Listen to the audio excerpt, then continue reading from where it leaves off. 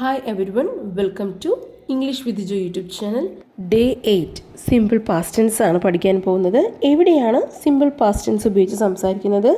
A completed action in the past. കഴിഞ്ഞ ഒരു സമയത്ത് നടന്ന പ്രവൃത്തിയെക്കുറിച്ച് സംസാരിക്കുമ്പോഴാണ് സിമ്പിൾ പാസ്റ്റ് ടെൻസിൽ സംസാരിക്കുന്നത്. Used to talk about a specific time in the past. അതായത് കഴിഞ്ഞ ഒരു സമയത്ത് എപ്പോൾ ആ പ്രവൃത്തി നടന്നു എന്നതിൻ്റെ സമയം ഈ ടെൻസിൽ പറയാം.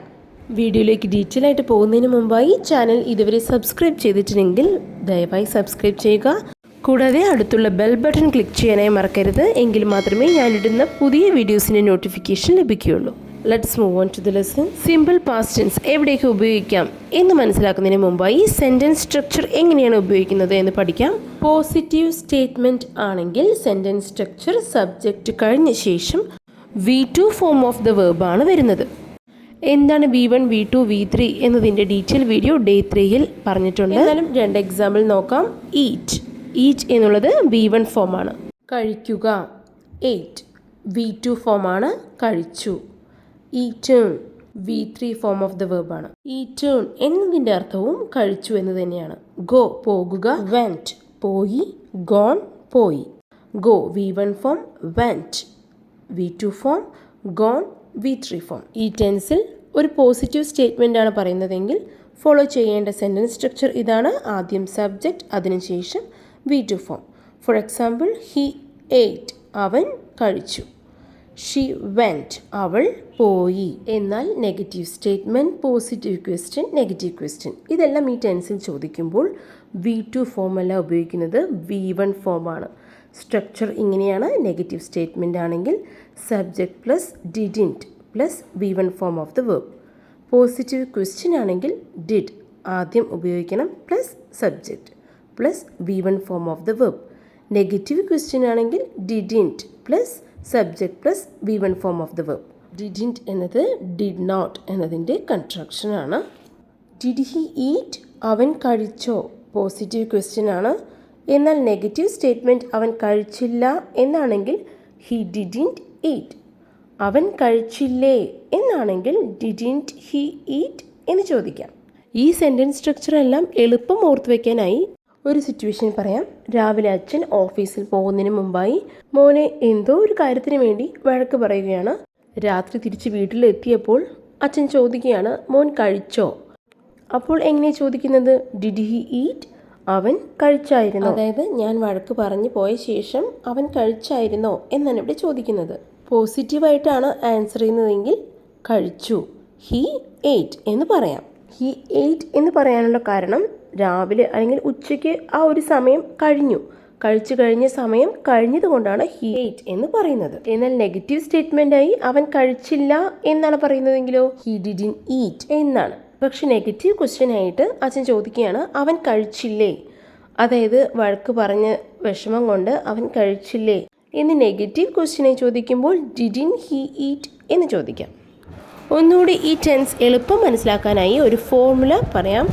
V2 equal to did plus V1 ആണ്. അതായത് എയ്റ്റ് എന്നതിൻ്റെ അർത്ഥം തന്നെയാണ് ഡിഡ് പ്ലസ് ഈറ്റ് എന്നതിൻ്റെ അർത്ഥവും കഴിച്ചു എന്ന് തന്നെയാണ്.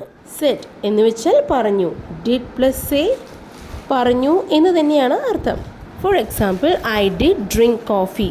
ഞാൻ കോഫി കുടിച്ചു. ഐ ഡ്രാങ്ക് കോഫി എന്ന് പറഞ്ഞാലും സെയിം മീനിങ് ആണ്, ഞാൻ കോഫി കുടിച്ചു എന്ന് തന്നെയാണ്. മറ്റൊരു എക്സാമ്പിൾ നോക്കാം. അവൾ ഇംഗ്ലീഷ് പഠിച്ചു. She studied English. അവൾ ഇംഗ്ലീഷ് പഠിച്ചില്ല. She didn't study English. അവൾ ഇംഗ്ലീഷ് പഠിച്ചോ? Did she study English?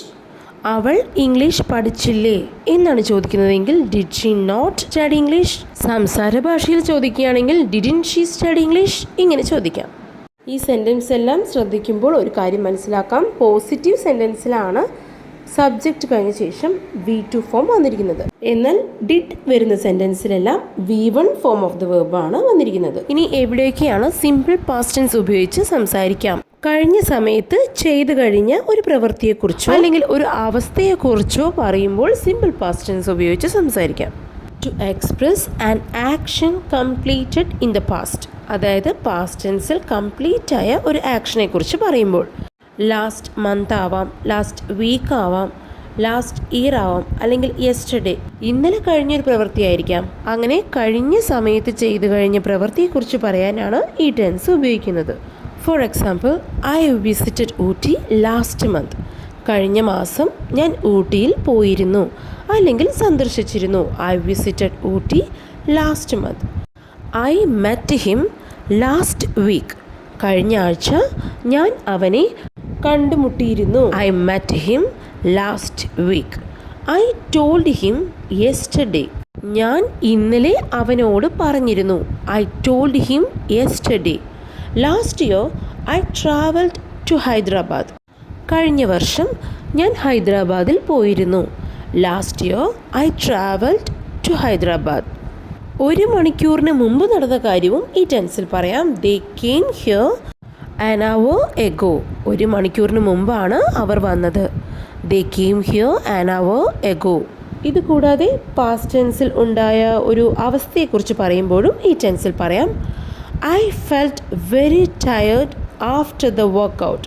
Workout ചെയ്തു കഴിഞ്ഞ ശേഷം എനിക്ക് വളരെ ക്ഷീണം തോന്നിയിരുന്നു. I felt very tired after the workout. Next, duration എന്ന് വെച്ചാൽ കാലയളവ്. I stayed here for 6 months. 6 മാസം ഞാൻ ഇവിടെ താമസിച്ചിരുന്നു. I stayed here for 6 months. I lived in Delhi for 10 years. 10 വർഷം ഞാൻ ഡൽഹിയിൽ താമസിച്ചു. I lived in Delhi for 10 years. അപ്പോൾ ഈ ടെൻസിൻ്റെ സ്ട്രക്ചർ എവിടെ ഉപയോഗിക്കാം ഇതെല്ലാം മനസ്സിലാക്കി കഴിഞ്ഞു. ഇനി പ്രാക്ടീസ് ചെയ്ത് നോക്കാം. അവൻ നിന്നെ സഹായിച്ചോ? ഇതൊരു പോസിറ്റീവ് ക്വസ്റ്റ്യൻ ആണ്. ഇംഗ്ലീഷിൽ പറയുമ്പോൾ did he help you? Did he help U?